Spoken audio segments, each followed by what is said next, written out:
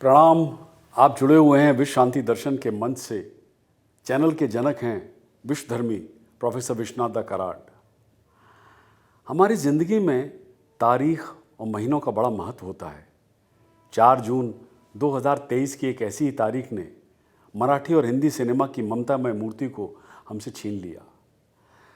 सुलोचना जी अब इस दुनिया में नहीं हैं, लेकिन उनका मुस्कुराता हुआ स्नेहमयी चेहरा हम भूल नहीं पाएंगे। उनका जन्म 28 जुलाई को हुआ था। मैंने कहा था ना कि तारीख और महीनों का बड़ा महत्व होता है, इसलिए कि जुलाई में जन्म लेने वाले लोग हर्षित, उत्साही और बड़े ही मिलनसार होते हैं। वे आश्चर्यजनक तरीके से अद्भुत, दयालु, शांतिपूर्ण और अपने तरीके से अद्वित होते हैं। मन भावन होने के कारण वे सभी को प्रसन्न रखते हैं। जुलाई में जन्म लेने वाले लोग धैर्यवान होते हैं और ज़्यादातर समय आत्मनियंत्रण और आत्म अनुशासन का अभ्यास करने के लिए जाने जाते हैं। सुलोचना जी में ये सारी खूबियाँ थीं। अमिताभ बच्चन ने अपने ब्लॉग में अभी हाल में ट्रिब्यूट देते हुए कुछ ऐसा ही लिखा है। क्या है? हमने अपने सिनेमा जगत की एक और महान, कोमल, उदार, देखभाल करने वाली माँ को खो दिया, जिन्होंने मेरे साथ कई फिल्मों में अभिनय किया। सुलोचना जी वास्तव में हिंदी और मराठी फिल्म उद्योग दोनों के लिए एक तरह की माँ थी। सुलोचना जी ने मराठी में 50 और हिंदी में लगभग 250 फिल्मों में अभिनय किया। 1959 की फिल्म दिल देकर देखो को लेकर 1995 तक हिंदी सिनेमा में उन्होंने माँ की भूमिका निभाई। सबसे पहले तो सुलोचना जी के निधन पर मेरी विनम्र श्रद्धांजलि। जो इमेज मेरे दिमाग में अब तक है, सुलोचना जी की इमेज है एक अच्छी माँ की। मेरे ख्याल में जितने भी फिल्मों में उन्होंने काम किया, उन्होंने अच्छी माँ का ही काम किया। और मुझे याद आता है, आई थिंक देवानंद साहब की सब फिल्मों में उनकी माँ का रोल वो हमेशा किया करती, और कुछ राजेश खन्ना की फिल्मों में मुझे याद आ रहा है। और एक फिल्म जो मुझे बिल्कुल अच्छी तरह से याद आती है वो है कोरा कागज, जिसमें उन्होंने बहुत अच्छा काम किया था। मुझे लगता है उन्होंने अपनी ज़िंदगी अच्छे से जी है, और एक उनका कंट्रीब्यूशन जो मराठी सिनेमा और हिंदी सिनेमा में रहा है, उसे भुलाया नहीं जा सकता। और we will all miss her.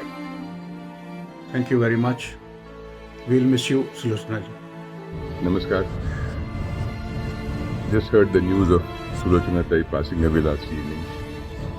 I had the great fortune of meeting her twice at some functions. I remember sitting next to her and she put a hand on my shoulder and she talked to me like a mother would talk to her son. And what I vividly remember is that she had the kindest eyes and the warmest smile. We will really miss her. Om Shanti.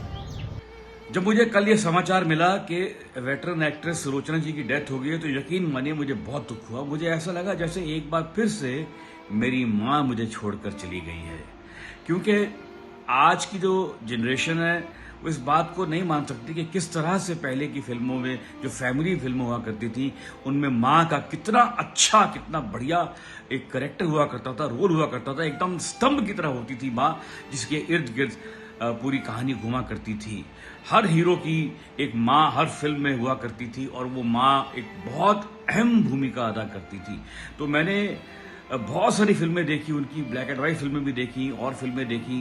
कोई 250 फिल्में की हैं सुलोचना जी ने हिंदी की, 50-60 मराठी की फिल्में की हैं। यकीन मानिए मुझे आज ऐसा लग रहा है जैसे मेरे परिवार का कोई सदस्य मुझे छोड़ कर चला गया। मैं उनके काम को, उनकी कला को शत-शत नमन करता हूँ और भगवान से प्रार्थना करता हूँ कि उनकी आत्मा को शांति मिले। आत्ताच सुलोचना ताईंना शेवटचा निरोप देऊन निघालो, पण निघताना खरं तर खूपच अभिमान आणि प्राऊड वाटला. कारण आपल्या भारताच्या संविधानाने त्यांना कितीतरी तोफांची सलामी दिली.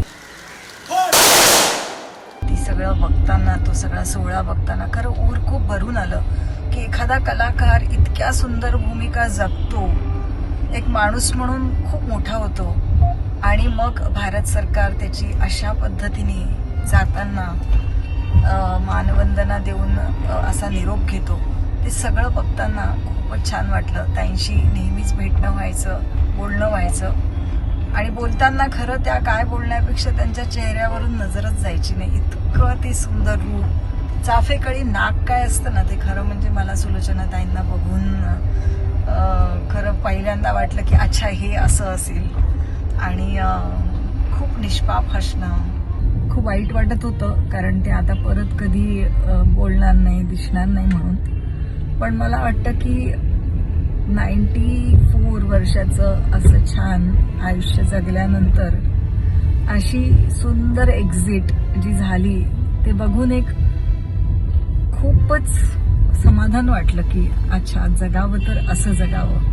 सुलोचना जी ने 1946 से लेकर 1961 तक मराठी फिल्मों में मुख्य अभिनेत्री की भूमिका निभाई थी. जी हाँ, ये फिल्में थी सासुरवास, वहिनीच्या बांगड्या, मीठ भाकर, सांगते ऐका, लक्ष्मी आली घरा, मोठी माणसे, जीवाचा सखा, पतिव्रता, सुखाचे सोबती, भाऊबीज और आकाशगंगा.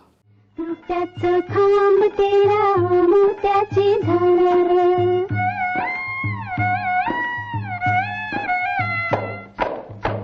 राजाच्या रंग म्हाली पराची मंगादी, राजाच्या रंग म्हाली पराची मंगादी, जरीचा चांदवा रेशमी शृंगार, लिंबलोण उतरू कशी अससी दूर लांबतो, लिंबलोण उतरू कशी अससी दूर लांबतो, इथून दृष्ट पाहिजे निमिष एक थांबतो.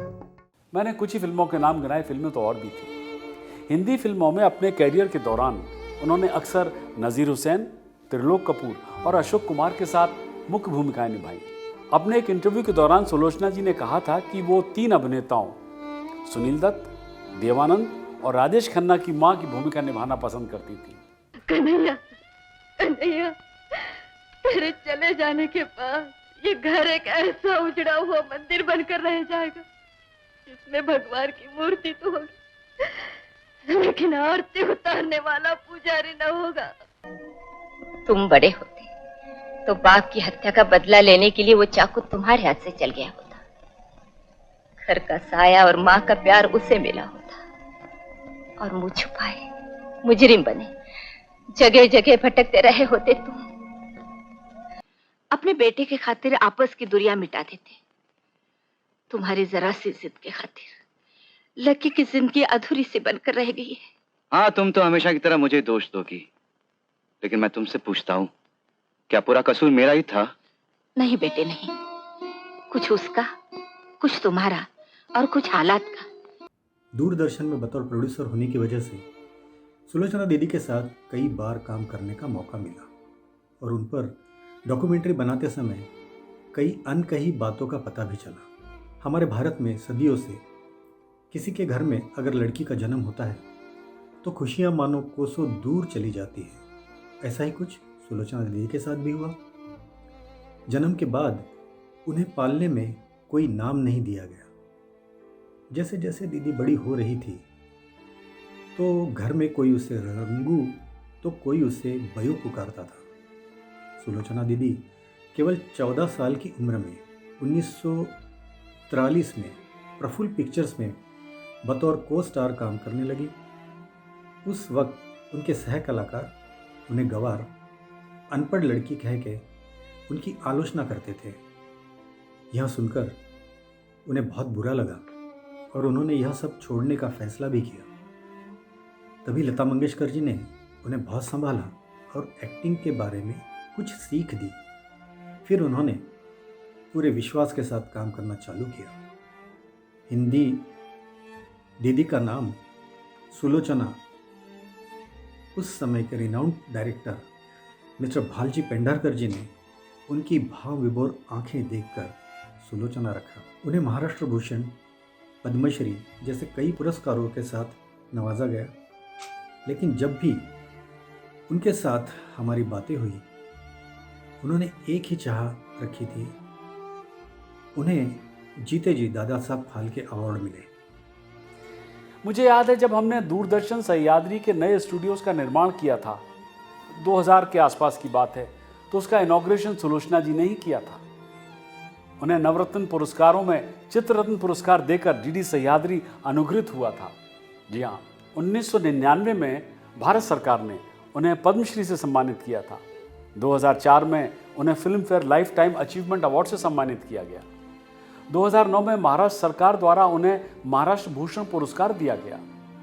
MIT वर्ल्ड पीस यूनिवर्सिटी और विश्व शांति दर्शन की ओर से सुलोचना जी की दिवंगत आत्मा को शत शत नमन। साझा कीजिए और विश्वास बनाए रखिए विश्व शांति दर्शन में।